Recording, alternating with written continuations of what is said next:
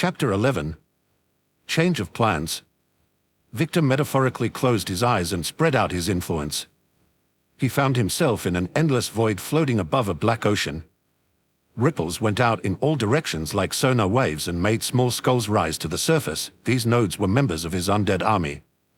Some were tiny, while others were blazing suns of power, such as his henchmen. Despite Terry's unassuming appearance, within the black ocean, he was a rock of pure light. Terry. Victor sent a voice message.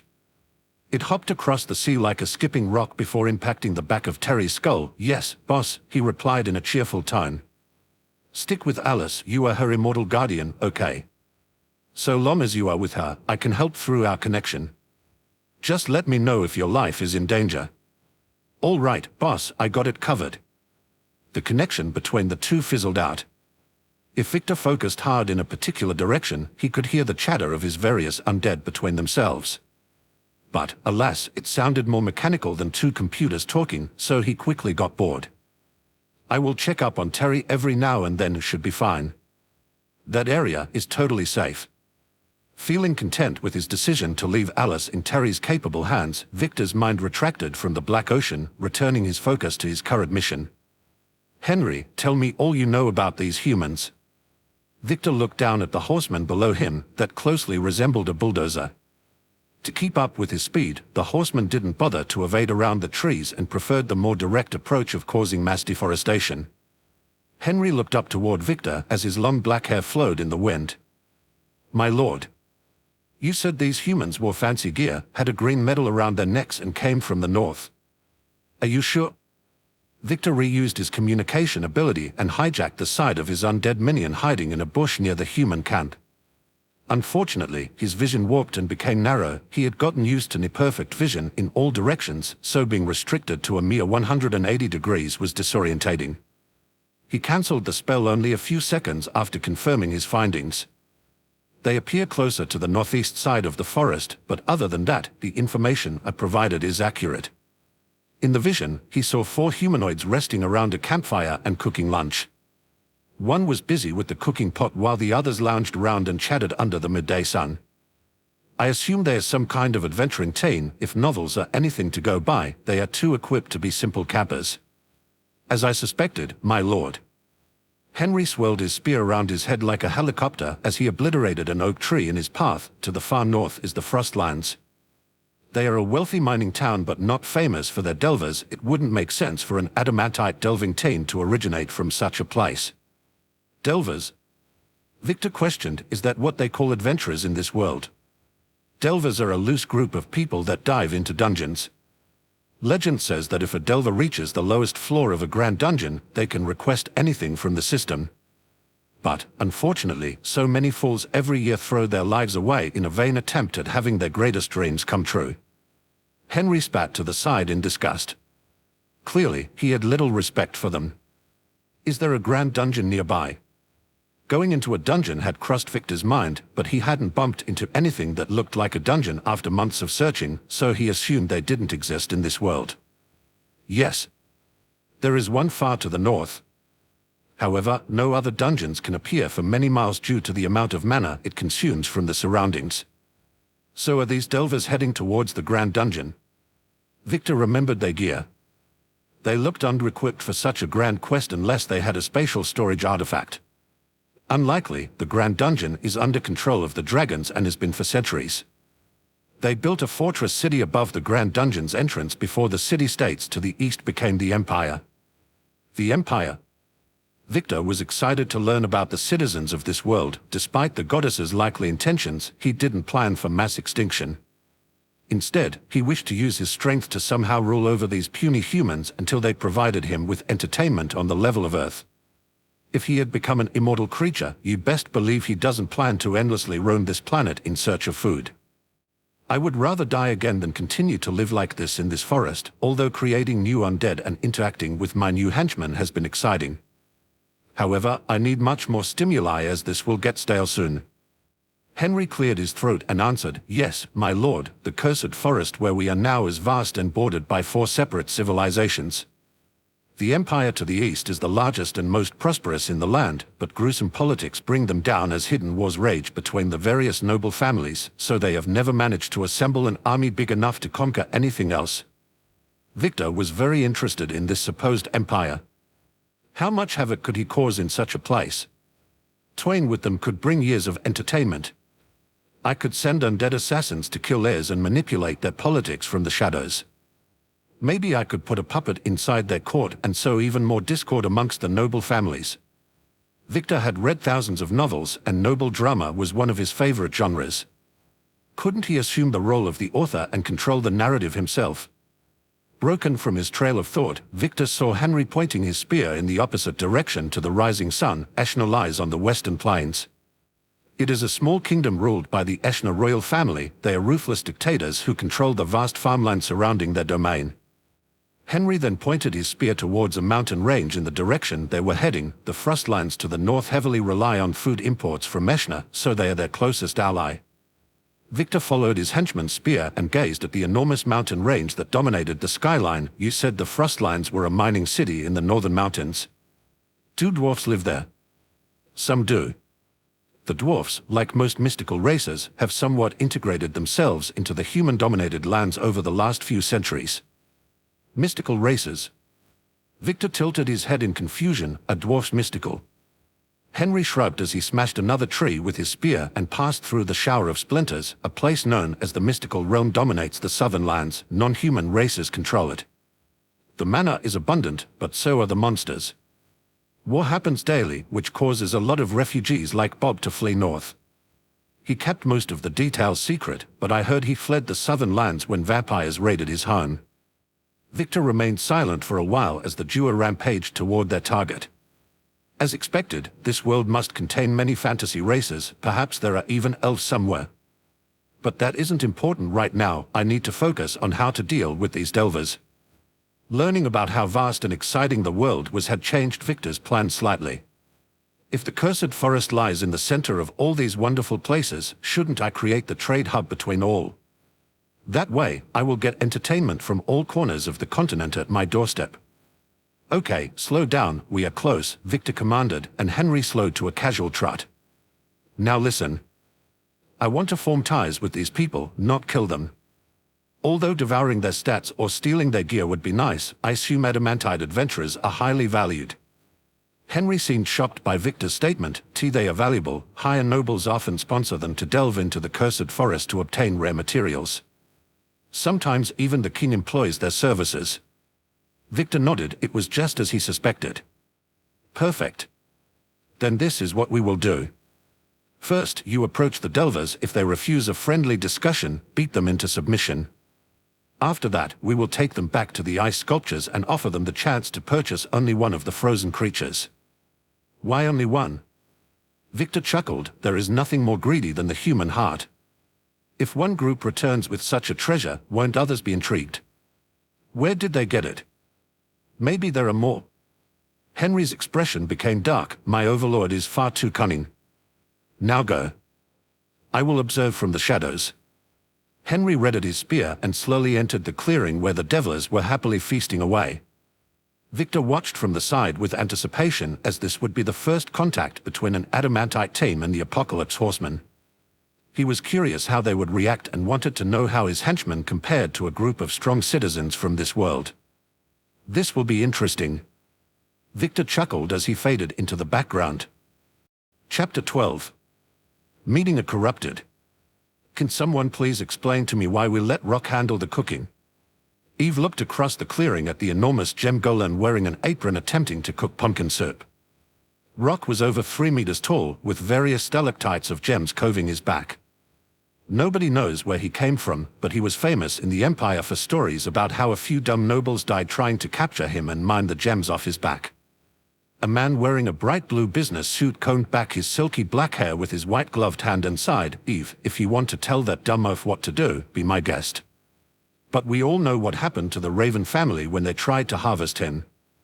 Eve shuddered and sat back down on the hard ground. Yeah, you're right, Zed, it's just he can't taste or smell. How can Rock possibly cook anything?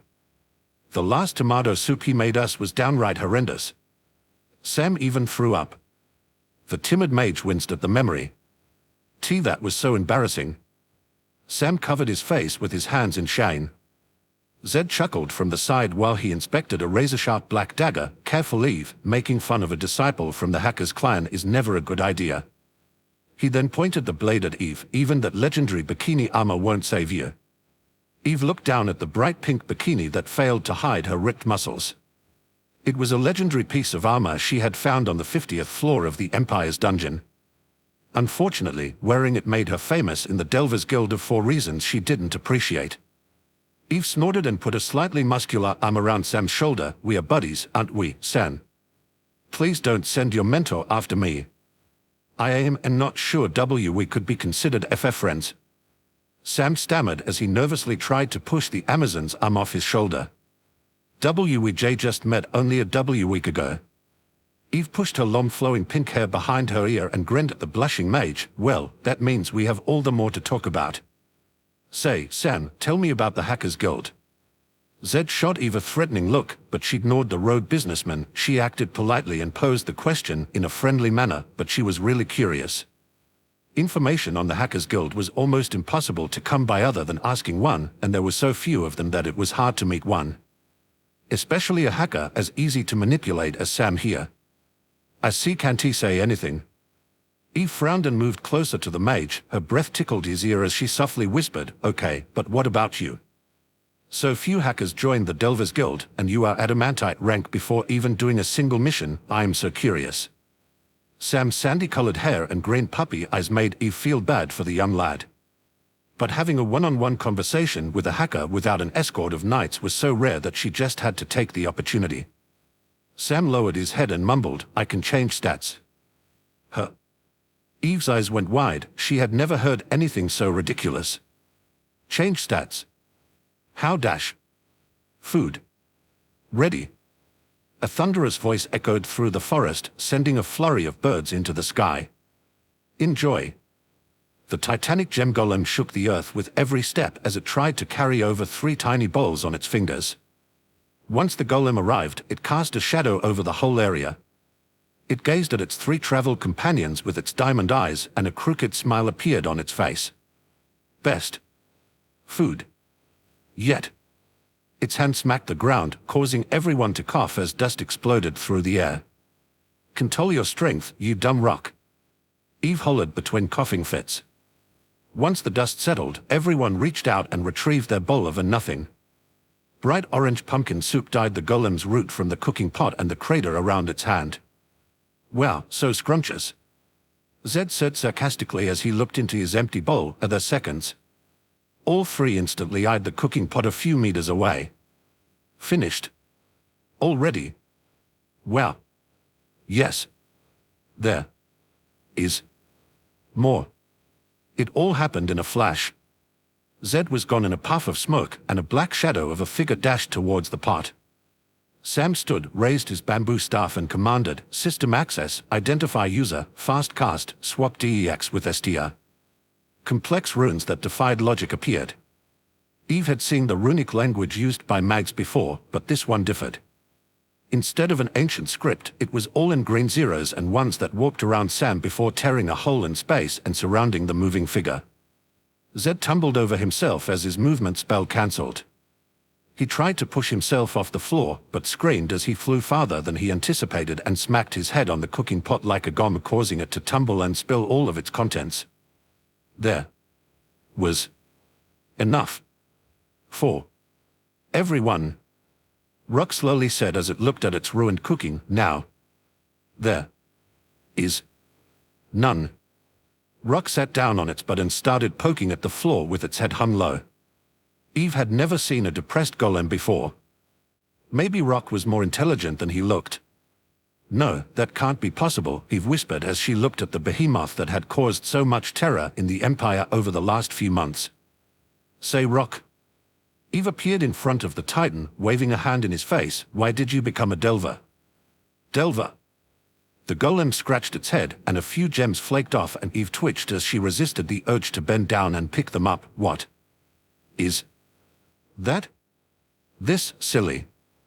Eve pointed towards the piece of adamantite on a silver chain around his neck, although it was hard to see amongst all the other bright gems like rubies and emeralds that covered the golem. Oh. Human. Gave. Me. This. Said. It. Was. Reward. For. My. Chef. Skills. Eve gently bent down and joined in with Sam and Zed, who sneakily grabbed all the gems from the forest floor. Oh yeah, right. Your chef skills are indeed top-notch. Eve sarcastically said and stumbled back as the gem golem smiled. Yes. Me. Best. Chef. His voice hurt Eve's ears. It was so bloody loud. I bet the Empire is using us as glorified babysitters, Zed sneered as he pocketed a rather large piece of tanzanite. Pay was good, though.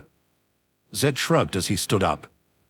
Nothing in this forest can hurt us anyways, so long as we stay away from the dragons. Pay was good for you. Eve grumbled. I still have to pay back the tax on this bikini armor. I have said this before, and I will say it again. Just because the Empire owns the dungeon doesn't mean they should have the right to any items we find.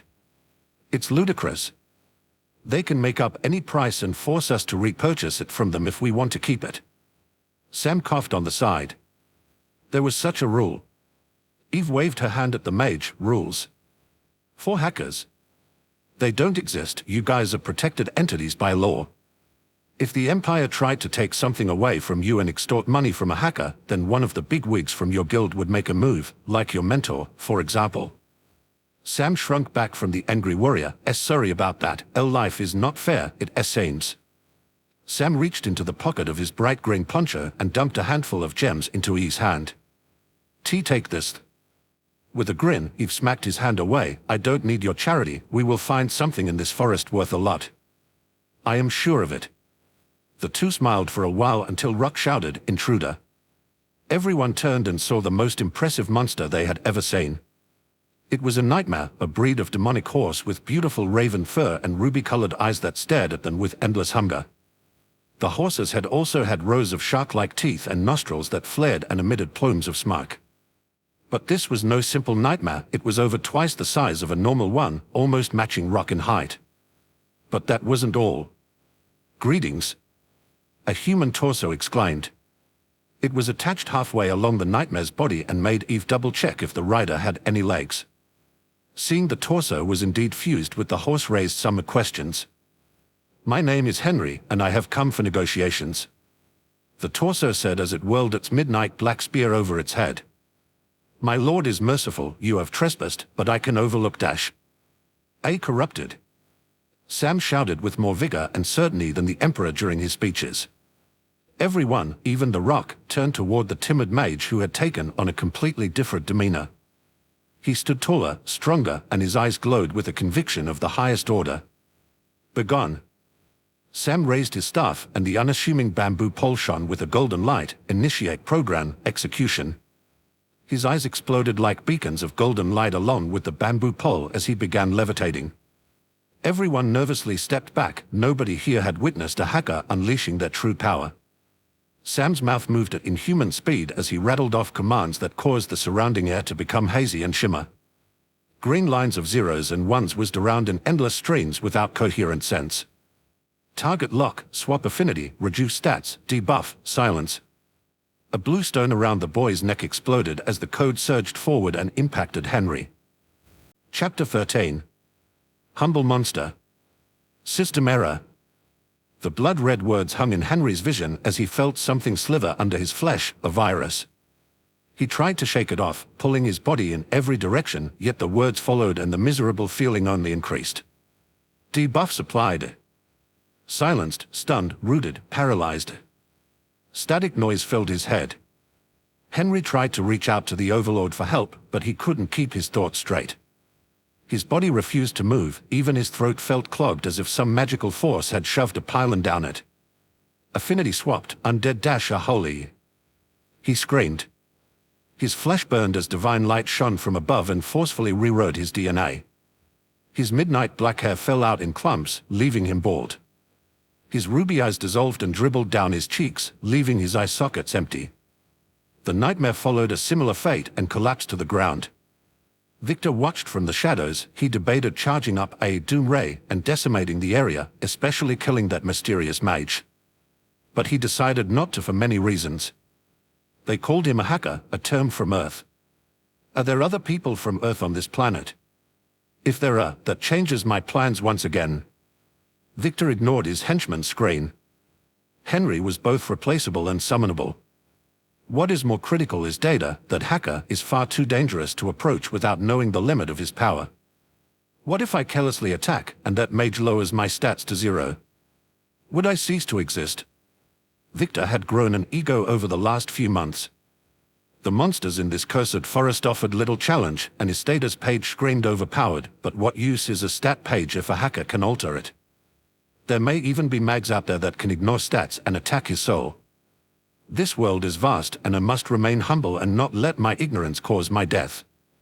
A few seconds passed, and the hacker's companions recovered. The gem golem that came up to Victor's waist in height shook the ground as it maneuvered behind the hacker and covered his flanks with its enormous body. Ah, I see their strategy now. Victor eyed the party members. The hacker is the most crucial component. I still don't know the limit of his power, but I assume Henry is at least an A-class threat, yet he was rendered useless by that spell. Crystal Fortress, the gem golem shouted as he implanted his 4 limbs around the hacker. The ground trembled as a palace of stone with encrusted gems slowly rose and confined the hacker within its walls. The gem golem integrated into the stone palace and became the roof. Eyes appeared atop crystal spires and scrutinized the tree line. With the hacker secured, a woman with flowing pink hair that reached her butt charged forward. She wore a hot pink bikini that failed to obscure her bulging muscles. She kicked the ground and shot through the air with a shout. She slammed into Henry like a pink wrecking ball, causing his body to tumble a few meters through several trees. There was a loud crack as Henry's spine snapped in two as he rested against the final tree in a heap of blood and guts. Under cover of dust and flying wood, a man wearing a business suit weaved his way through the destruction with unmatched skill. As he approached Henry, he unsheathed a black blade from his blazer and held it. For Victor, the world seemed to slow as the black-tipped blade cleaved through the air and obliterated Henry's entire head like a watermelon thrown from the top of the Eiffel Tower. Everyone paused as the dust settled. The bikini warrior grabbed a large branch and poked Henry's corpse. Good shot, Zed. I think it's dead. She frowned, but Sam, couldn't we have heard it out? It's rare for a corrupted to speak and even engage in conversation. The crystal fortress crumbled as the hacker walked out with trembling steps. He looked haggard with dark circles around his eyes. Yes, Eve. It was necessary. He leaned on his bamboo pole and took deep breaths. Victor smiled from the shadows. Although I can't be sure, that mage looks out of commission. With the major threat gone, Victor used his erase undead skill on Henry's corpse. Over 1,000 stat points vanished from Victor's status page as Henry's corpse shuddered. Huh. Eve turned and saw the corpse missing. Hey, guys, it's missing. She twirled towards her party members and failed to see the nightmare emerge from her shadow with a furious rider. Without hesitation, Henry raised his spear and aimed to skewer the woman. Watch out! Zed shouted and darted towards his companion. Henry had a ruthless grin as he thrust the spear with all his strength. A sonic boom resounded as the spear smashed into Eve. A pulse of orange energy shrouded the woman in a spectral suit of armor, and a loud ding echoed through the forest. Eve stumbled a little but was otherwise fine. Everyone stared at her as if she was a ghost. Even Victor was shocked. What he had just witnessed shattered his worldview. That bikini is a piece of armor. Victor swore he would spend more time and effort learning about this world. This fight had humbled him greatly. Perhaps a stealthy visit to a city is in order. Henry stared at the tip of his spear in confusion. Did the Overlord give me a defective weapon? I am sure I hit that unarmored woman with all my strength. Eve put her hands up in a boxing stance and slowly backed away. Retreat. She hissed over her shoulder. That hit took a lot out of me. Without hesitation, the gem golem scooped up Sam in its massive hand and shielded him with the other. In this critical moment, Victor had to make a hard decision with little information. Should I let them go? It was a question not born from compassion but rather his survival. All they know is that a reasonably powerful undead has made its home in the cursed forest and that there may be a powerful necromancer lurking nearby. I don't think that information will warrant the same response from the Empire as 4 adamantite delvers being killed, including a hacker. If I reveal myself in an attempt to silence them and one of them successfully teleports away somehow, then I am fucked. Also, if I kill that hacker and his mentor or whatever hunts me down, my life will be far more difficult than it needs to be. So right now, my priorities are gathering intel and discovering a way to fix my constantly falling stats. Victor didn't want to be enemies with people he didn't even understand. I have to keep my ego in check. The goddess listed Netherborne at 10 points alongside other races like dragons. So I am not above everything, but I am an apex predator. Content with his decision to let these people go, he communicated his thoughts with Henry over their connection: let them go but scare them off. We need to buy some time. Henry galloped forward, flames flared from the nightmare's nostrils as he barreled into Eve, knocking the wind from her lungs. Eve grabbed the horse's head with a pained expression. She dug her feet into the ground and tried to push the monster off. Teleport us. An exhausted hacker lay in the rock's hand. He shakily held up his bamboo pole and chanted, "Initiate program, return home." The group was gone in a flash of green light as if they had all just logged out. Henry stood off to the side in silence. His face was dark with unresolved anger. "Relax, you did well." Victor tried to console his henchmen. "Without the hacker, we would have handled them easily." Victor decided his next objective was to learn all about these hackers and any other potential threats to his existence in the future, and that required some infiltration. Luckily, I have the perfect girl for the job. Now, what is Alice up to? Victor went into his mind and looked across the black ocean. He glanced south toward his ice sculptures, but Terry was nowhere to be found. Victor frantically combed the black ocean until he looked directly north. Why the hell is Terry near the Grand Dungeon? Chapter 14. Arkwing. Alice concluded that she despised flying. Perhaps it was the fault of her carrier, lacking the comforts of traditional travel such as cushions or even a seat, or maybe it was because she was hanging upside down and the forest blurred beneath her. As she violently swayed side to side, her stomach slushed around like a fishbowl experiencing turbulence. "Darn lizard." She howled over the roaring gale. She swung her body forward. But the wind pushed her back as she tried to grab at the creature's claw around her ankle. Ooh. A stray insect got caught in her throat, causing her to gag and vomit to surge out. Ah. She lifted her hands to block the vomit from flying back into her face. For a while, she just dangled there. She felt awful, her ankles burning from pain, her teeth chattered from the freezing wind that felt like frost-covered blades slicing at her exposed cheeks. The noble-style dress did little to protect her from the elements 1,000 meters up. Mistress. Terry came into view. Compared to Alice's deplorable appearance, Terry looked magnificent. His medium-length brown hair flowed freely in the gale, and he hung with a straight posture befitting a royal guard turned bat. His ordinary brown eyes examined Alice from toe to head. He cupped his mouth and shouted, "Mistress. You look like an abducted princess." Alice struggled to hear the idiot over the wind, but she got the general idea from his pointing and shouting. She strained her neck to look at herself. The sophisticated noble-style form-fitting dress was midnight black, and small gems intertwined with the fabric, making it look like a moonless night sky. But, alas, despite the dress's original beauty, the flight had not been kind to a dress typically worn by a high-ranking noble's mistress to an elusive ball. Moreover, the actual dress portion was in tatters, allowing any daring fellow a full view of her undergarments. Alice reached an arm up, covered the view with her hand, and glared at the zombie, eyes off. Terry returned a roughish grin and did a comical salute. "Aye, mistress." He looked forward and gasped. Alice tried to maneuver her head to follow his gaze. "Stop wiggling around, human." The creature's voice seemed to ignore the wind and tickled her ear from every direction. "We are almost there."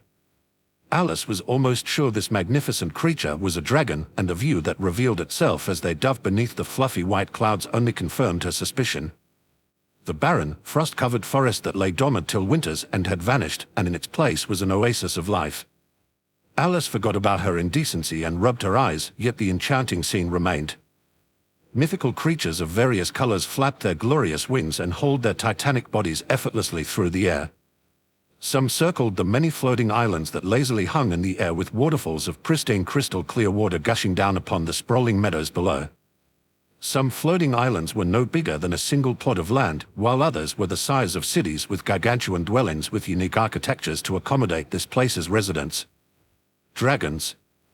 Alice's kidnapper slowed to a relaxed glide as it passed by a smaller floating island. A dragon-like creature with magenta scales craned its long neck and eyed Alice with its snake-like eye. Alice struggled to tell the difference between the dragon's genders, but this magenta dragon had a long feminine neck and a thinner frame than her kidnapper. The dragon's voice was softer, like an immortal flower blooming in late spring. "Zamries, you have brought back a rather unique catch this time." The dragon smiled. "Was this under an Arkwing's order?" "You know we don't allow humans here." Alice's body vibrated down to her bones as Zamries grumbled. Hyveth opened the path. Hyveth uncoiled her body, and her enormous head approached them. Alice noticed that she lacked claws or any limbs for that matter. She was more snake than what Alice had envisioned a dragon to be. Was she perhaps a different species to a kidnapper? "Zamries Knight, you may be the son of an elder, but disrespecting an ancient such as myself is bold, even for you."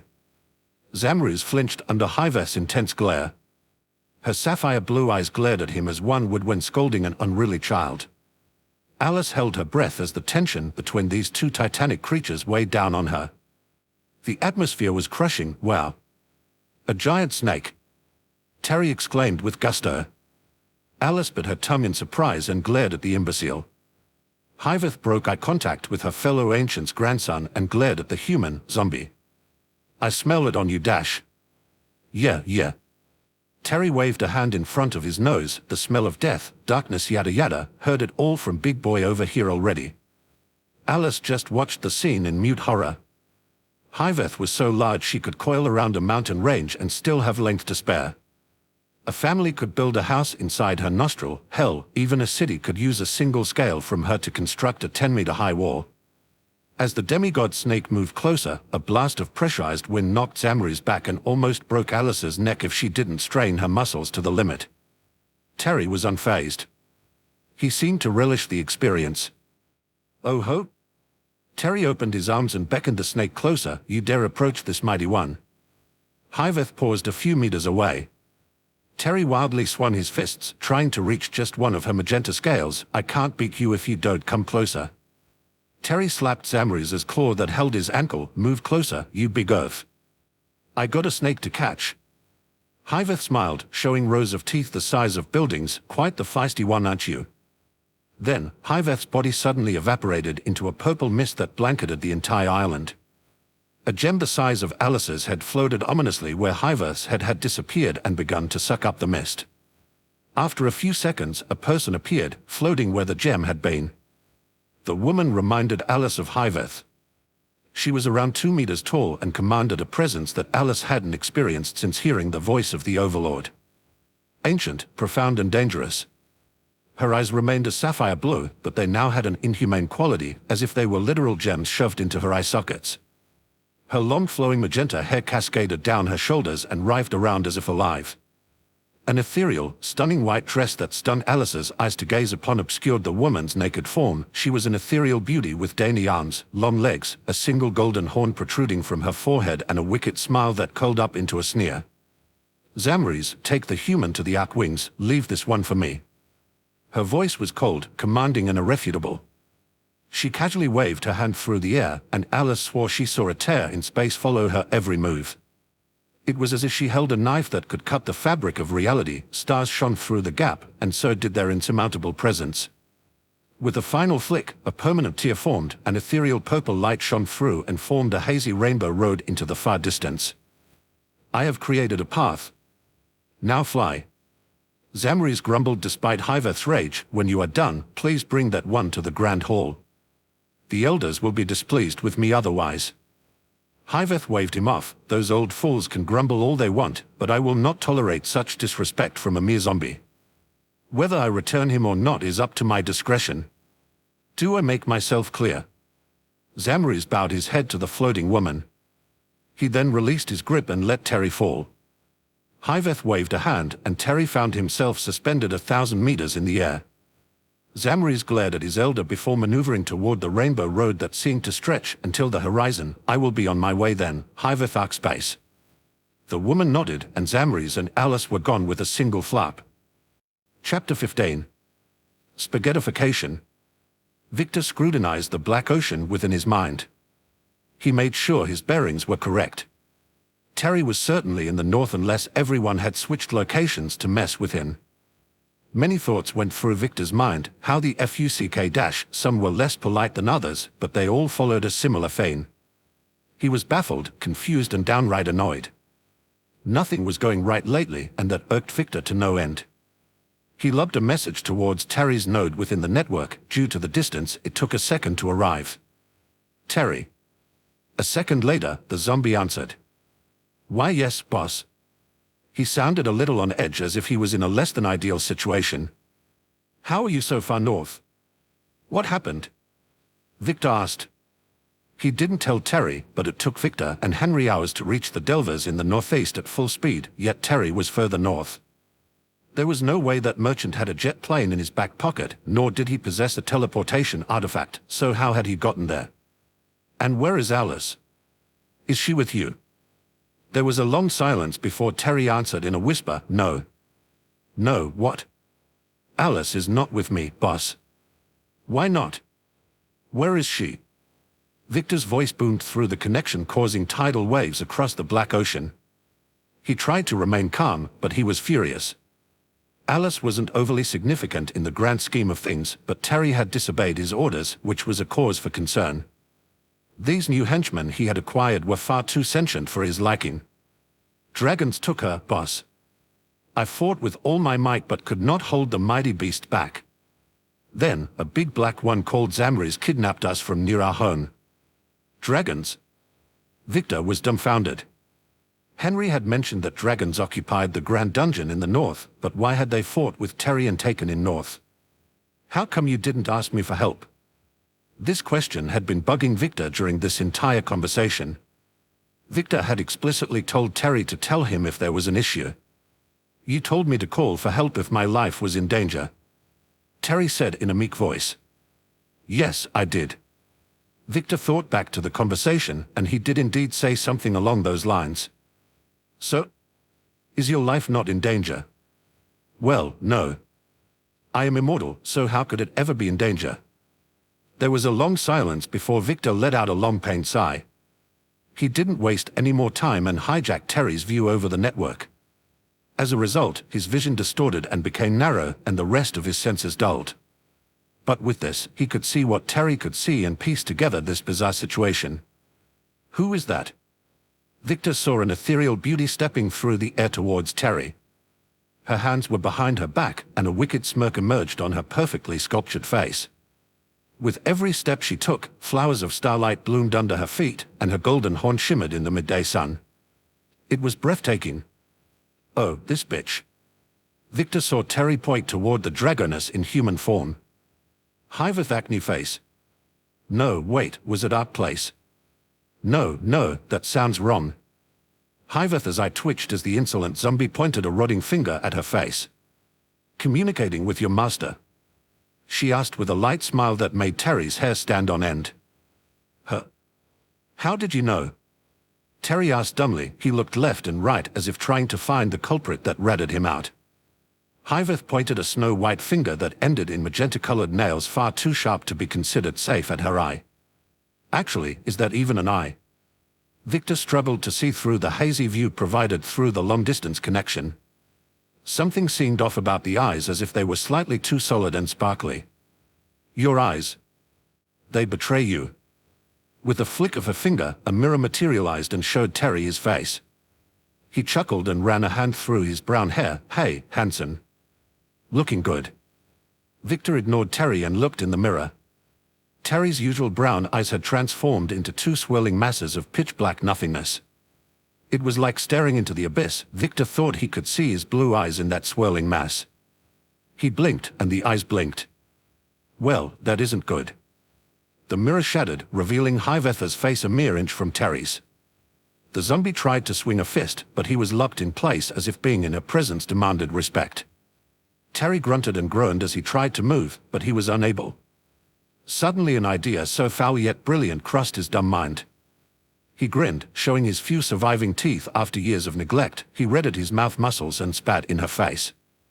As the green gunk slid down Hyveth's cheek, her smirk vanished and was replaced with cold rage. Her hand came up from behind her back, and she clamped down on Terry's head. Her nails impaled his skull and dug into his decaying brain, causing him to scream. "Necromancer, I hope you don't mind if I dispose of such a rude pawn of yours. Do stop by anytime if you have any complaints. We can have a joyous chat over some herbal tea." The invite was hard to take seriously when it was said in a cold and condescending tone. The dragoness's eyes that were indeed gems shone like headlights as she condensed something in her other hand. Terry was too busy screaming, but Victor saw the spell forming. Is that a black hole? The sunlight seemed to orbit and swirl around an orb of pure darkness. Such power! So this is what a dragon is capable of. Victor now realized the whole meaning of a race worth 10 points. If this dragoness could summon black holes, then he should be able to perform a similar feat. Hyveth sneered as she rammed the tiny black hole into Terry's ugly mug. It all happened in slow motion. Terry's nose was the first to go as it was ripped off by the intense gravity into the swirling darkness, followed closely by his eyes and mouth. Victor suspected that he was the first to see spaghettification from the victim's point of view. Slowly, the black hole ripped Terry apart, atom by atom, into a long string. Never to be seen again.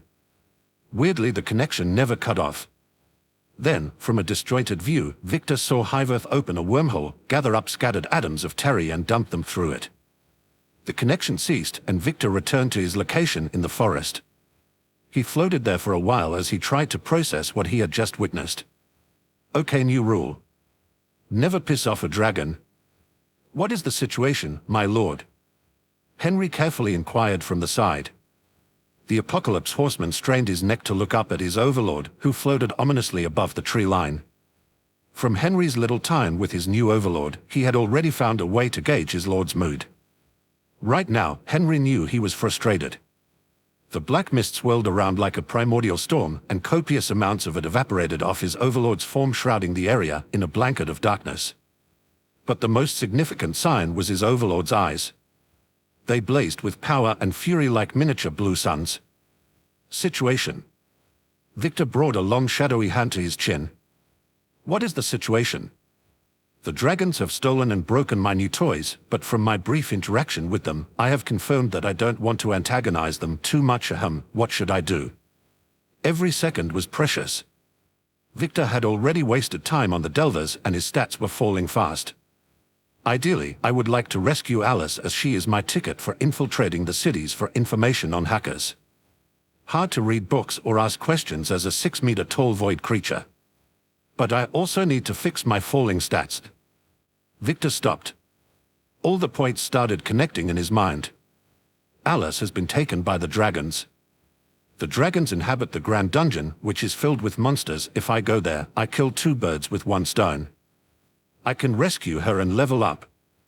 Although that Hyveth dragoness was terrifying, I should be on a similar level in strength to the dragons, and if there's one thing I was designed for, it's sneaking around. During his last few months, Victor confirmed that not a single creature in this vast forest could see through his maxed stealth skill, and it was time to put it to the test. Against a fellow apex predator, the dragons. Having concluded his thoughts, Victor addressed his henchman. The situation is somewhat complicated, but Terry is dead. First, he was thrown into a black hole, and then his atomic remains were flung into the universe. After narrating Terry's death, Victor realized how brutal it was. Never really spoke to the guy, but what a way to go. Tragic, really. If only he listened to my instructions. Victor decided to ignore Henry's triumphant smile and continued, for my next course of action, I will head towards the Grand Dungeon and sneak inside. What about me? Henry asked. Victor turned his head and looked down on his henchman. Henry nervously trotted back a few paces under his glare. You will cause a distraction as I sneak inside, of course. Your mate. You all right? Hey? Hello. Terry had a banning headache as he felt something poking him. His eyes slowly opened to reveal a nervous-looking young man. Hey.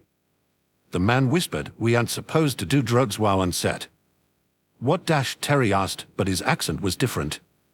It sounded so wrong. He looked around the weird room. His head was inside some bizarre porcelain bowl filled with water that smelled of urine, and he was surrounded on all sides by tacky blue walls. Terry focused on the man. His attire was weird. He looked scrawny and pale, and his hands waving in front of Terry's face had no callus or signs of hard labor. Was he some ditzy noble? "Are you okay? Do you need a doctor?" the man asked. "Your name is Terry, right? The new extra that we hired."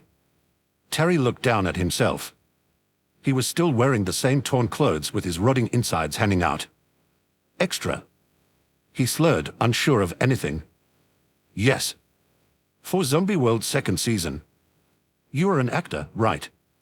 Love the costume, by the way. It's amazing how talented our makeup artists are." Terry gave the man a confused look. "I'm an actor. What do they do?" The man laughed. "How fucked up are you, dude? Just get on set in 15. You just have to stand there and sometimes run at people. I know the pay isn't that great, but come on, bud, maybe if you impress the director, you could make it big someday." Terry closed his eyes as the man walked off laughing.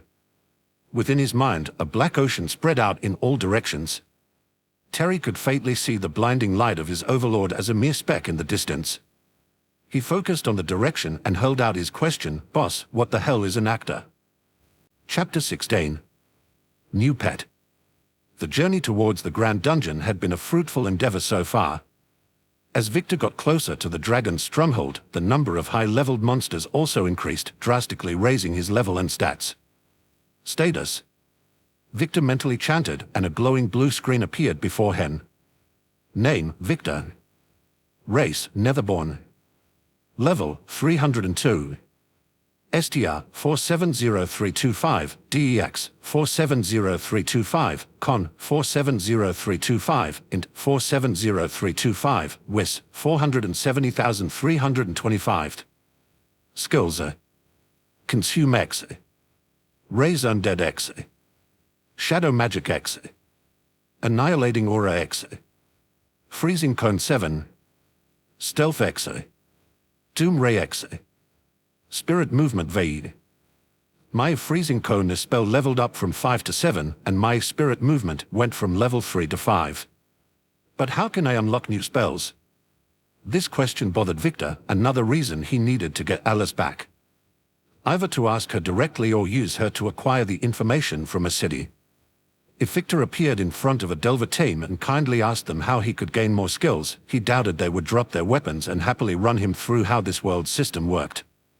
Victor had already confirmed that his system differed from Alice's as he lacked the party feature. So what other features was he missing? Perhaps Victor couldn't gain any new skills and his only chance was during his reincarnation. Victor looked over his stats.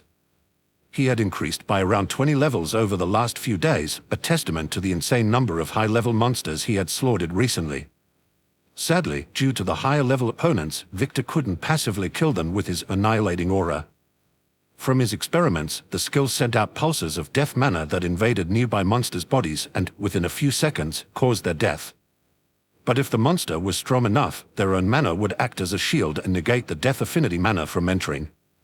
So although it often weakened them as they had to waste mana on defense, it was mostly pointless.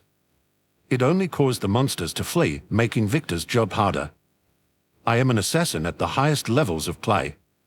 If Victor treated this world like a game, then against top opponents, his skill set was specialized in assassination.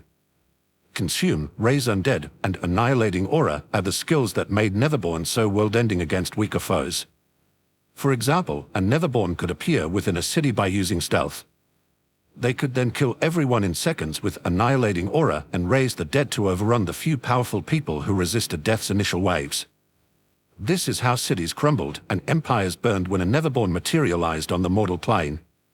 But versus ancient dragons that were on the level of demigods, a few weak undead would be obliterated in mere seconds, and the Netherborne's annihilating aura would be shrugged off as an annoying breeze. Victor hadn't thought much about his abilities before, and he assumed a Netherborne without a human's intelligence would do the same. But with the appearance of hackers and demigod-level dragons that could manifest black holes on a whim, Victor decided now was the time to use his brain over brawn. A stupid Netherborne would continue slaughtering everything until it eventually ran out of prey and was starved or defeated by a stronger foe. Although Victor had avoided cities so far, he was running out of prey to kill, and he was, unfortunately, going down a similar route to ruin as his ancestors. His hunger was not sustainable unless the environment provided an unlimited supply of monsters to kill. Victor's thoughts were interrupted as the ground beside him erupted, and an area 100 meters wide vanished into an abyss. Something truly titanic surged upwards. Victor saw a circle of teeth bigger than cars surround Henry. A second later, they snapped shut, obliterating the poor horseman. With the creature's mouth closed, Victor saw it was an earthworm, except it was the size of a skyscraper. Brown armored scales protected its sides and vulnerable head as it munched on its lunch. Before the creature could dive back down into the depths of the forest, Victor pointed his right hand toward the tunnel and began charging his Adun ray. Purple energy swirled around his hand, and his stats dropped by a few thousand. Victor did not seem to possess mana or stamina, and instead used his life force to cast spells. If not for the fact that if he reached 0 life force, he would perish, he would spam his spells and obliterate everything with a Doom Ray to the face. Victor's stealth skill automatically deactivated as the Doom Ray entered its final stages. However, Victor kept its power at around 1%. Otherwise, the continent may sink into the ocean. As an experiment, Victor once used 10% of the Doom Ray's power. It caused an earthquake and made a hole in the ground that caused a volcano to form. It also consumed a whopping 100,000 stat points and reduced his life force to near 0. He had learned his lesson and henceforth always limited his powers. The earthworm seemed to sense the enormous energy that had appeared near its head and screeched. The earth trembled as the titanic creature burrowed into the dirt. Doom Ray was almost finished charging, so Victor used his other hand and cast a quick freezing cone spell. The flash freeze on the creature's head rooted it in place. It squirmed and smashed its head against the walls to break the ice. Victor smirked as he floated over and released his Doom Ray spell. Despite being in the middle of the day, the area lit up in an unbelievable flash of white as a meter-wide ray of purple light blasted into the creature.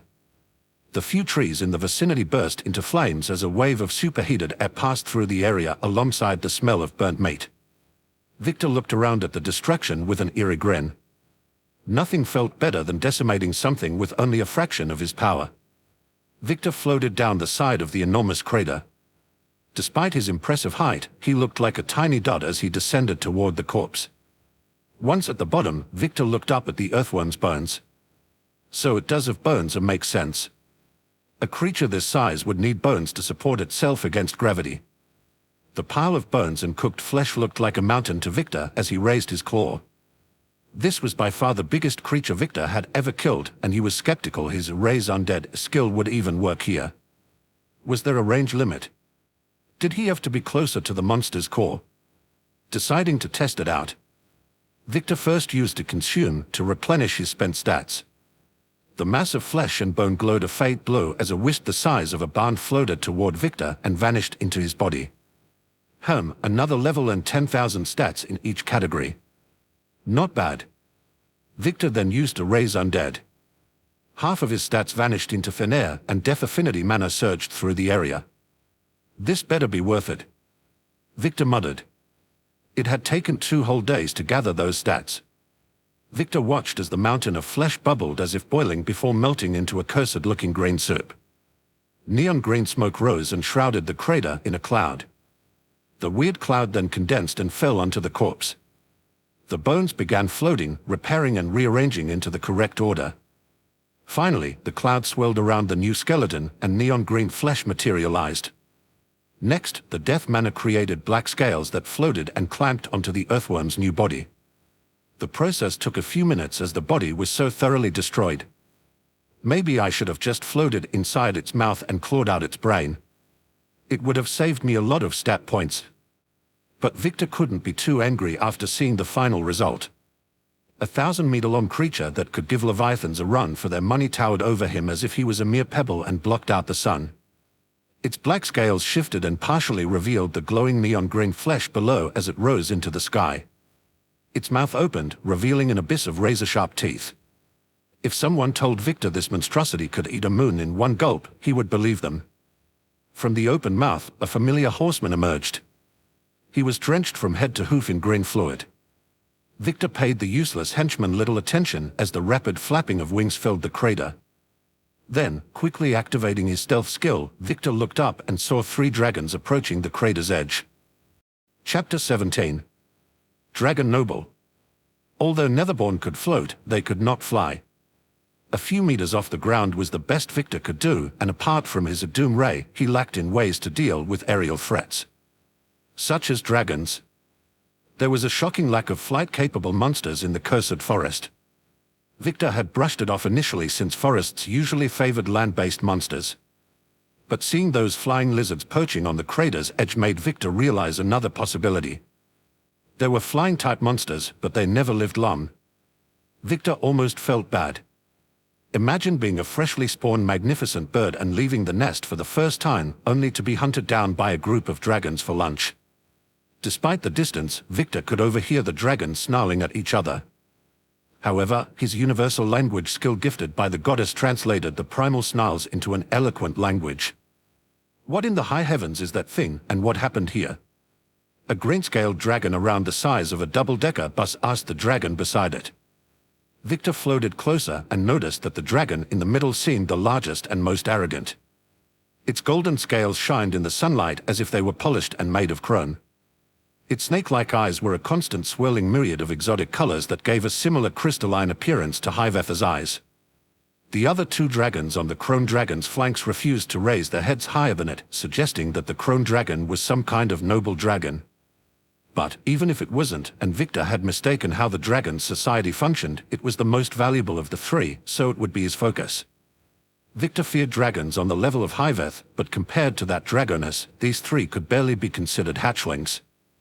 Victor floated up the side of the crater and circled around as the 3 dragons gawked at his newest creation. Despite their large sizes, they looked like bugs compared to the undead earthworm. The crone dragon squinted its eyes and spoke in an aloof tone. You 2 wouldn't know, but a necromancer has recently been plaguing the lowlands. My mother told me to avoid the area for the time being. It seems their assessment was correct, only a being on my mother's level could cause such distraction. The green dragon nervously looked at the red-scaled dragon over the crone dragon's back. A silent agreement formed between the 2, and they began cautiously walking backwards. Sirrah Gold, don't you believe we should flee the area if such a powerful mage is nearby? The green dragon peeked back at the crater a few miles in diameter, covered with molten rock, and that enormous black-scaled thing in the center that rivaled some of the elder dragons in size and the sheer presence it exerted on its surroundings. The green dragon knew of most of the monsters in the lowlands, but this one was easily the most powerful it had ever seen. Even the creatures on the lower levels of the Grand Dungeon couldn't compare. Dragons are supernaturally attuned to the surrounding mana. That death worm was casually emitting waves of death mana for 100 meters around it that would give even a dragon's mana defenses a hard time. The golden crone dragon didn't budge. It was the definition of arrogance, or perhaps pride. Run away, you fools. It snarled. I shall not bury your corpses. The 2 dragons shared another glance, and with a synchronized flap of their wings, they took the sky. The crone dragon shook its head and lay down. Then, with a snort, it laid its long head on its front paws and closed its rainbow crystal eyes. Victor watched the dragon with amusement. It was smarter than he expected. But, alas, it seemed not all dragons shared the same thought process. They know and must still be nearby, yet they think they can escape. Victor ignored the crone dragon for now as it was making no signs of movement and focused on the 2 fleeing dragons. To hopefully conserve some stats, Victor ordered his new undead worm to target the green-scaled one while he charged up a small-scaled doom ray to eliminate the red one. Before Victor even started charging, his new pet surged through the ground and shot up from below the green dragon, and in a shower of dirt, the green dragon found itself chomped in half by thousands of razor-sharp teeth. Victor blinked in confusion. If someone told him the worm teleported, he would agree. It had dove into the earth and emerged within a second. Not wanting to be bested by an oversized worm, Victor's stealth briefly deactivated as he aimed his hand and shot out a semi-charged, super-weak doom ray. Like a purple lightning bolt, it lit up the surroundings briefly as it shot through the sky and blasted the red-scaled dragon. The bolt superheated the dragon's blood, exploding at mid-air like a firework. A moment later, Victor's stealth reactivated, and he vanished again. He checked on the crone dragon and its eyes were still closed. "Not going to flee, young dragon?" Victor asked, and his ancient-sounding voice echoed through the ruined land. The golden crone dragon opened an eye and looked around. The voice seemed to come from all directions, making the dragon frown. Although Victor was the most powerful one here, dragons have limitless pride, so being talked down on like a child made the crone dragon's mood sour.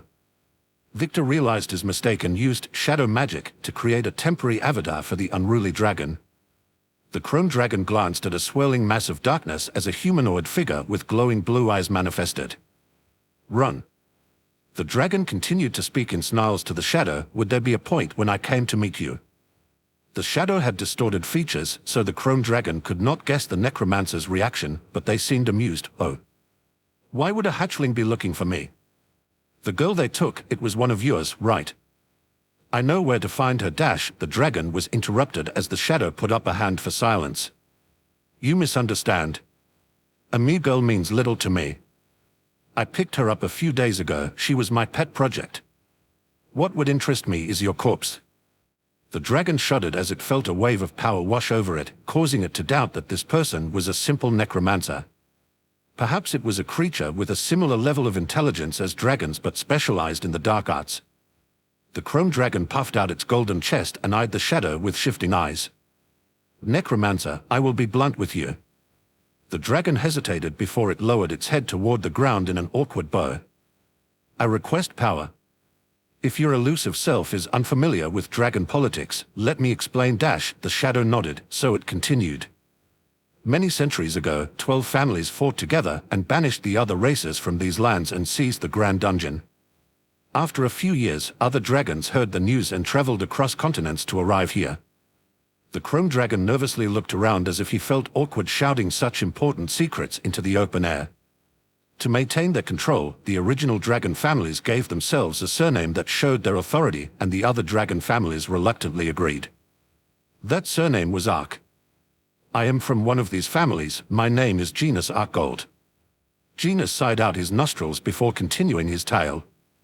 "Without regular invading, the Grand Dungeon has rapidly increased in size and power over the last few centuries. So much mana pours out that it has begun evolving anything near enough to its entrance." A flash of anger passed the young dragon's eyes.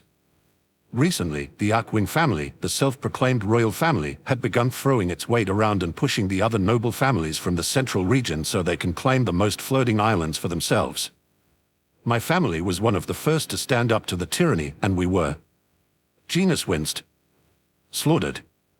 Only a few of my family remain. Those Arkwing bastards used us as an example to the rest. Genus's claws dug into the earth and left marks in their wake. The shadow pondered for a while before answering. Its voice was ancient, came from all directions, and the shadow's hazy mouth didn't move, making the whole experience unsettling for Genus. "You want my help to take the throne?" Genus paused. Originally he planned to ask for help getting revenge. Genus sought redemption after the Arkwing family dragged the Arkgold name through the mud and banished him to the lowlands. But to become king? Was such a thing even possible? Genus sucked air through his teeth and nodded.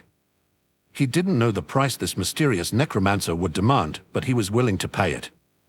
The shadow vanished, leaving Genus with the sight of that monstrous one munching on one of his childhood friends.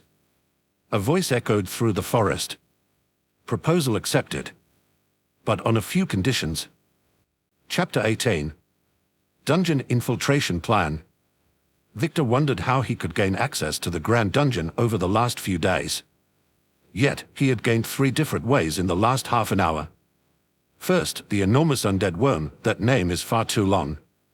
How about Wiggles? The name sounds endearing enough to help distract me from how monstrous it is.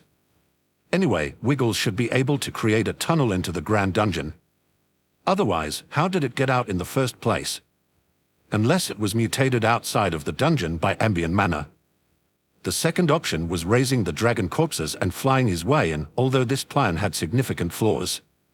First, if the dragons could detect or smell an undead creature, then his puppet dragons wouldn't be able to breeze through the entrance and enter the lower floors. Second, if what Genus said is true, then the central area around the Grand Dungeon's entrance is controlled by powerful noble families. Third, neither the green nor red-scaled dragon gave off noble vibes like the chrome dragon, so it's unlikely that Victor could sneak into the dungeon on their backs. Victor looked at the chrome dragon from stealth with delight. This oversized lizard would be his living puppet that would exchange everything they knew for some unattainable aloof goal. Throne. Conditions. None of that mattered. All Victor needed was a passage into the Grand Dungeon, and everything else should fall into place. Hopefully. What Victor had was destructive power, something the Chrome Dragon lacked. Meanwhile, Victor lacked knowledge, especially about dragon society, which this golden dragon had a lot of and was willing to share. My conditions are simple. Gina straightened up and listened to his fate. First, I require access to the Grand Dungeon. Then, once we reach the lowest floor, I will help make you king. Second, we rescue that slave girl, or you find me a replacement. Finally, once you are on that throne. Victor paused as his ancient voice echoed through the land. You will be my puppet and obey my every command. Genus Artgold gulped and lowered his head. The conditions were rather steep and risky. Although the prison cells were inside the Grand Dungeon's first level, they were heavily guarded. Genus was also banished to the lowlands by the Arkwing family and told never to return, so getting into the Grand Dungeon would be difficult. The Chrome Dragon gulped as he tried to formulate a plan. The conditions seemed reasonable on the surface, but each of them was near impossible for him to accept. Even the last one hurt his pride. Becoming a puppet king would be more miserable than death. Luckily, Genus Artgold saw the massive undead worm retreating into the depths below and had an idea. The Chrome Dragon raised his head and looked at the empty area where the shadow had last been. These terms are acceptable, although I can only guide you towards the Grand Dungeon and tell you where the prison cells are. Unfortunately, I have been banished to the lowlands, so showing my face around the entrance is far too risky. There was an awkward silence, so Genus took the risk and suggested his idea. Although the dungeon walls are enchanted with dense mana, a creature of that magnitude may be able to tunnel through a weaker section. Genus pointed a claw at the enormous hole left by Wiggles as it returned underground. We could get close, create a tunnel into one of the upper levels, rescue the human, and then make our way down. But what? The ancient voice tickled the dragon's ear, causing Genus to twitch in annoyance before answering. We will be fugitives when we step inside, especially once we break into the prison. A few senior dragons sleep near the prison gates, and the only way we could rescue that human is by killing them. Unfortunately, the death of a few senior dragons would cause a few elders to make a move, and they may chase us down the dungeon.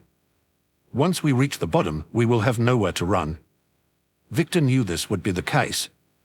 Will the dragons chase us even if we don't rescue the human? Yes. Genus nodded. They will notice a new gap in the dungeon and investigate. Of course, we will be chased down regardless, but they will be slower to respond if we avoid any killings. Unless you have a way to rescue the human without killing the senior guards. That was a good question. Victor did specialize in infiltration with his stealth and his spirit movement, allowing him to sneak around and phase through walls. Victor was confident he could sneak into the prison without an issue, but could he get Alice out as well? Possibly. Was his eventual answer. We'll have to see how the situation develops when we arrive. So do we have a deal, hatchling? Victor planned to work this gullible dragon to the bone. He knew the dragon had no option but to accept. If Genus denied the deal, he was dead, and even if Victor let him go, Genus was condemned to a life of wandering the lowlands away from the Manarich lands, meaning he was doomed to stay as a weak dragon forever. Genus lowered his forehead and shouted into the ground.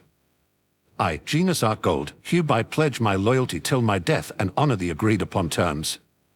May I know my master's name? Victor pondered. Should he be known as Victor to this mortal world? Or perhaps he should have a new name. I plan to remain Loki and avoid revealing my race for now. At least until I gain some more trust and information. Since all they know is my voice, perhaps Voice would be a good name. Victor decided that would work for now. You may refer to me as Voice for now. May our partnership be fruitful and long. Victor decided to recreate the shadow avatar, but with more detail this time. The face remained hazy except for a permanent smirk and two glowing blue eyes. The avatar's outfit also changed to one with a top hat, medieval style suit and cane. It lacked intricate details as it was all black, but the overall outline was there.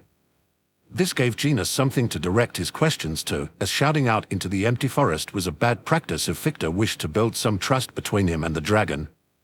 The avatar approached the golden chrome dragon with light steps.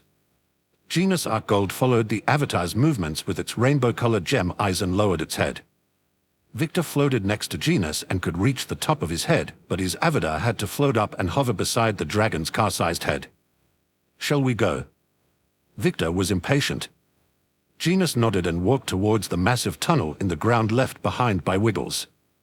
Victor had ordered the earthworm to head towards the most significant source of mana underground and then find a weak point.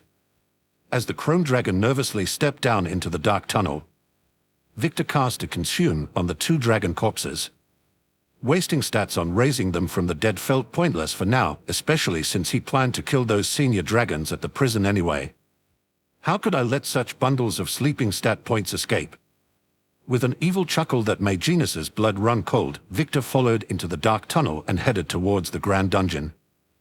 Chapter 19. Rainbow Fish. Once the guards lowered the magical silver barrier, Zamriz discarded the shaking human into one of the many prison cells. He was in a foul mood after he received wrath from the elders. They accused him of being lazy and taking the magical highway instead of making the 2-day flight to the Grand Dungeon's entrance. Of course, they all knew that Zombie would never make it to the Grand Hall for questioning after Hyveth took it, so the elders took it out on Zamriz. He reasoned that the human wouldn't have survived such a long flight since the weak thing was half dead after just a few hours. But the elders were stubborn bastards and refused to surrender on the matter. Zamriz grumbled as the silver barrier rematerialized. He gave a nod of acknowledgement to the senior dragons on duty as courtesy dictated. They returned the gesture with a snort and closed their eyes. Zamriz hated the leeching bastards, how they sucked up to the arc wings and did their dirty work just for a chance to reside and sleep within the Grand Dungeon's walls. Streams of mana floated through the holes and washed away the fatigue from the flight and accumulated stress.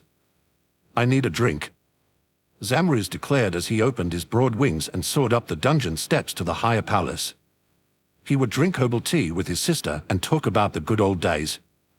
Alice gasped as the suffocating mana was slowly drained from the room by vents placed around the shining silver wall. Her noble dress was in tatters, but for some reason, the dimly lit cavern by glowing moss in the ceiling was relatively warm, considering the time of year. "So this is a dragon's prison cell." Alice looked around at the cavern that was around a kilometer across. Lush beds of moss surrounded a crystal-clear lake, and small green trees and bushes lined the sides with red fruits that smelled sweet and enticing. Alice stood up on wobbly legs. She still felt a bit sick from the rough treatment, and her stomach had yet to settle, but the ambient mana in the place was so thick she felt rejuvenated by simply breathing. Because she has a mage class, seeing the immense flow of mana leaving through the walls was somewhat possible. Why is the mana in the room being drained, though? The shimmering silver wall that had materialized as Zamriz threw her in was some kind of magical barrier to keep her inside. Oh, I know. Dragons are magical creatures, so lacking mana is like depriving them of oxygen. So that's how they keep them contained. To Alice, the reduced mana in the air made it breathable. When Zamriz had dragged her through the dungeon's corridors, it felt like inhaling a thick fog that burned her lungs. But now, it was like a pleasant breeze that warmed her soul. This feels more like a trip to a spa resort than imprisonment. And she fucking deserved it. Without delay, she stripped herself of the useless dress that pulled on her body and restricted her movements. Finally feeling some freedom with just her black lingerie on, she stretched, and her poor joints popped, releasing a wave of relief that made her shudder and a smile bloom on her face. With a carefree attitude, she strolled over to the trees, reached up on her tiptoes, plucked a fruit the size of a watermelon and then ambled her way to the mossy banks of the lake. The water was freezing, so she cautiously dipped her toes in and enjoyed the refreshing sensation as she bit into the fruit. It exploded in her mouth with juices that were sickly sweet. She ignored all the table manners ingrained into her from a young age and devoured the ripe fruit with a ferocity befitting a starved wolf. Once she was stuffed full, she laid on her back, wiggled around as she enjoyed the soft feeling of moss on her bare back, stared at the glowing ceiling that looked like a star-filled sky, and promptly passed out. After sleeping peacefully for what felt like an entire day and night, Alice abruptly awoke to find that she had almost rolled into the freezing lake. Only her hand had fallen in and felt numb. After rubbing it back to life and devouring another fruit, the young woman took another stroll around the beautiful prison, and then another, and then another. Okay, now what? Alice plopped down next to the lake, cupped the water, and took a refreshing drink that helped wake her up and sharpen her mind. She needed a game plan. What was her situation, and was there a way out? Status. A blue screen rippled to life a few feet from her face. Party stats skills. She selected the party option and a new screen appeared. Name, Alice leader. Race, human. Level, 12. STR, 30, DEX, 42, Con, 12, Int, 72, WIS, 56. Weak slave. Name, unknown. Race, unknown. Level, 281. STR, 259200, DEX, 259200, Con, 259200, Int, 259200, WIS, 259,200. Life force unstable, out of range. Name, Terry. Race, immortal zombie, empowered by unknown. Level, 5. STR, 20, DEX, 7, Con, 999, Int, 0, WIS, 0. Out of range. The unknown creature's status hasn't changed or updated, meaning it has remained out of range this whole time. Does the creature care about me at all? Does it even know where I am? Terry, the idiot, mentioned that I was the creature's mistress or something. Alice frowned. It was hard to take anything that zombie said seriously, and she suspected Terry had misinterpreted the ancient creature's instructions. With a sigh, Alice removed the screen with a flick of her hand and summoned her stats. Name, Alice. Race, human. Level, 12. STR, 30, DEX, 42, Con, 12, Int, 72, WIS, 56. Weak slave. Blessing, darkness. Class, awakened black mage, locked. Subclass, apprentice merchant. Divine mission, none. Skills. Class skills. Stealth 2. Subclass skills. Fast counting IA. Identify IA. At level 20, my main class will fully unlock, and I can begin choosing my progression path. Sadly, my awakened skill isn't a combat skill, although stealth did save me during the wolf attack on the merchant's carriage. Alice casually activated her stealth skill. She felt mana slowly drain from her body. The mana expenditure wasn't high, but Alice felt her mana pool slowly trickle away as if her mana pool was a swimming pool with a hand-sized lake. Even with the ambient mana in the cavern moving to replenish, it was not enough to offset running the skill permanently. Alice looked around, and apart from a few small fish in the lake, there were no other sentient monsters to practice her skill against. Practice makes perfect, as my mother always used to say. Alice grumbled as the picture of her mother's haunted face on her awakening day flashed through her mind. Alice embraced the cold lake water with clenched teeth and tried to sneak up on the fish to level her skill. Unfortunately, since her awakening ceremony, she had little time to practice her new skill, so she thought now was a great time to try it. Alice had also never been in such a mana-rich environment. I bet those old fogies in the Mage Tower would lose an arm and a leg to spend a month here. After an hour, Alice was cold and miserable. The rainbow-colored fish that populated the lake ignored her, making her attempts at catching one a hopeless endeavor. Finally, she trudged out of the water with bright red legs from the cold and a miserable expression. She opened her stats and confirmed that her efforts had been wasted as her stealth remained at rank 2.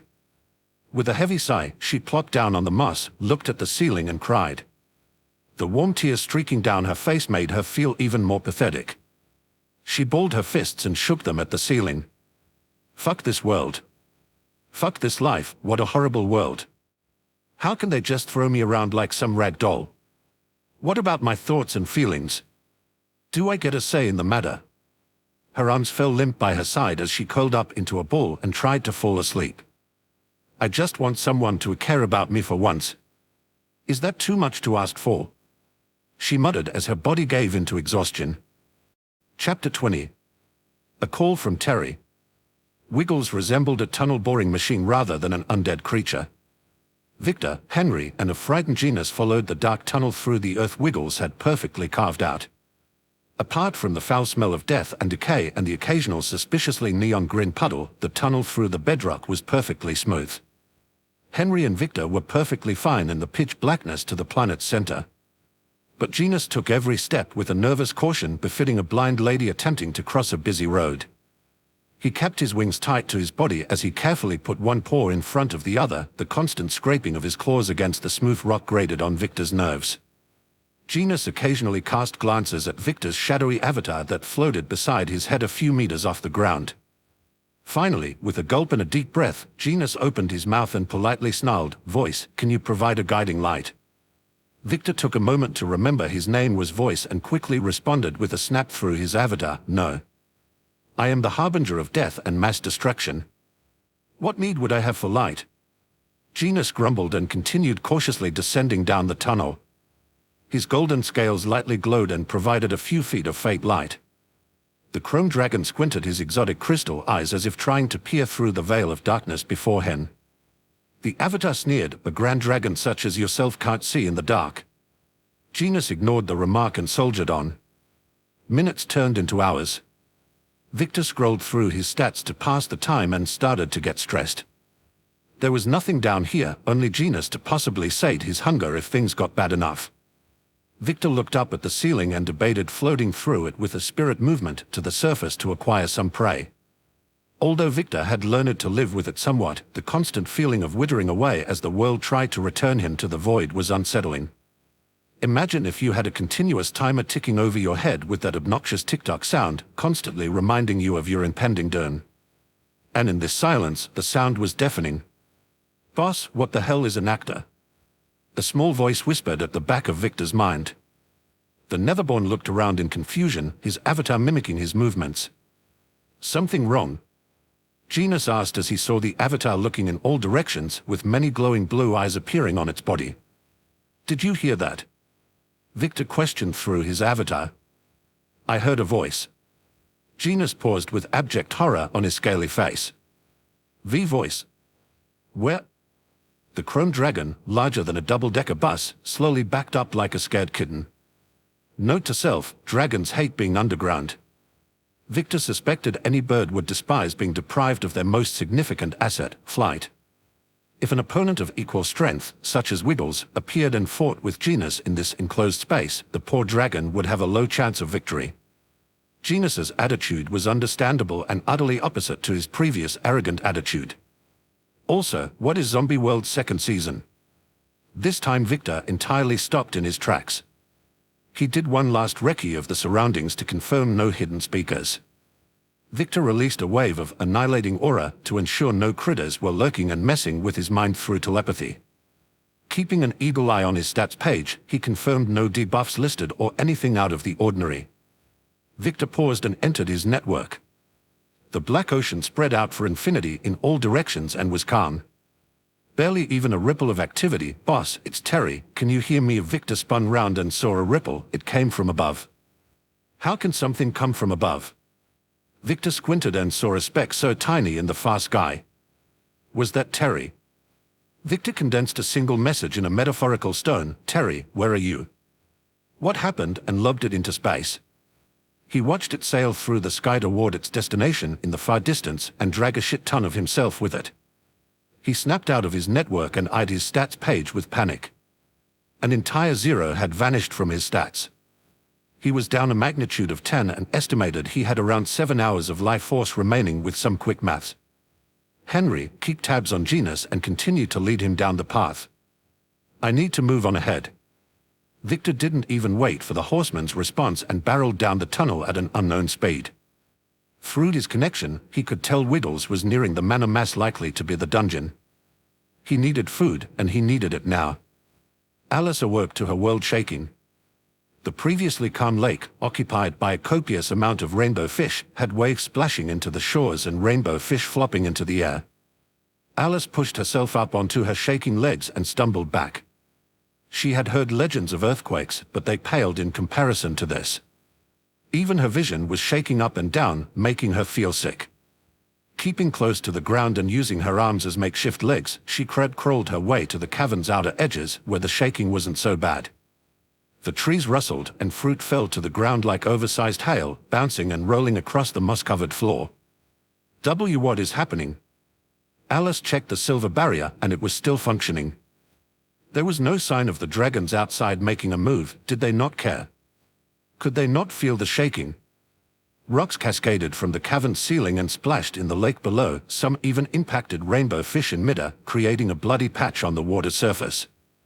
Alice hid under a tree and held her knees to her chest. She glanced at the silver barrier every second, hoping it would vanish so she could escape or run for help. Instinctively she activated a stealth, hoping that it might obscure her from the rocks and she would outlive this earthquake or whatever was happening. A loud explosion took her eyes off the silver barrier and back to the lake. A wall of water, 20 meters high, surged toward her with a roar. She grabbed the tree trunk for dear life as the water smashed into the tree and impacted the wall. The water was freezing and knocked the wind straight out of her. Dazed and confused, she fell to one knee, opened her mouth wide and deeply inhaled and exhaled. She was in shock and didn't know what to do. She looked up for answers. Looming over her was a massive creature that reminded her of Hive-Arc's base. The enormous prison cell designed to house a dragon suddenly felt very claustrophobic to Alice as she stared into the creature's abyssal mouth that could swallow a dragon whole. Its rancid breath filled the space, and neon-green sludge dripped from its thousands of teeth. The creature slithered out of the enormous hole where the lake once was and turned to her. There were no airs nor signs of intelligence. No reason or rhyme, just primal hunger for flesh. It came closer. Alice gagged and felt bile crawl up her throat as the smell of thousand-year-old blue cheese mixed with decaying corpses wafted over her. With one hand, she reached out as if trying to hold back the titanic creature that could kill her with a sneeze. She was weak. So weak, and she hated it. In the face of death, she had nothing. It was inches from her face.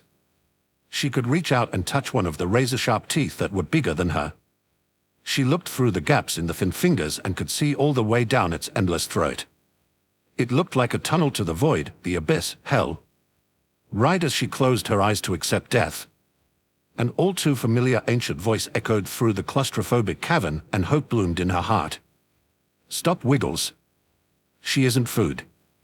The massive midnight black earthworm shook the room as it turned towards the speaker. Its black scales, the size of castle walls, shifted as it moved, revealing the glowing neon-green flesh below.